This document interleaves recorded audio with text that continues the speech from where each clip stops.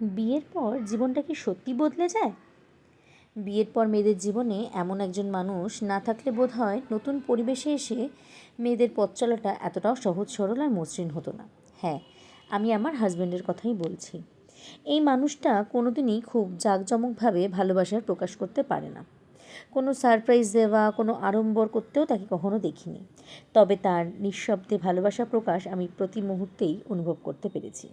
জানো তো, আমাকে সবাই মজা করে বলে যেহেতু 15ই আগস্ট আমার জন্মদিন, তাই আমি নাকি খুব স্বাধীন।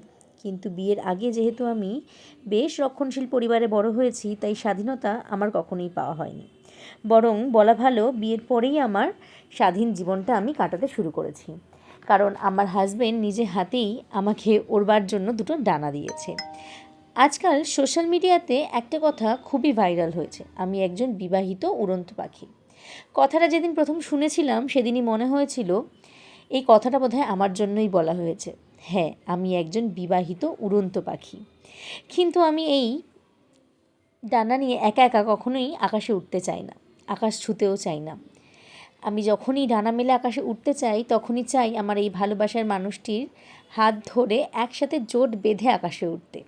কারণ এই মানুষটি ছাড়া সত্যিই আমার পথ চলাটা কিন্তু সহজ হতো না। প্রতিটা মানুষের জীবনেই বিয়ের পর অনেক ওঠাপড়া থাকে, আমারও আছে। কিন্তু এই মানুষটি আমার জীবনটাকে অনেক বেশি সহজ সরল এবং মসৃণ করে দিয়েছে। তাই থ্যাংক ইউ বলে তোমাকে ছোট করব না, এভাবেই পাশে থেকো সারা জীবন।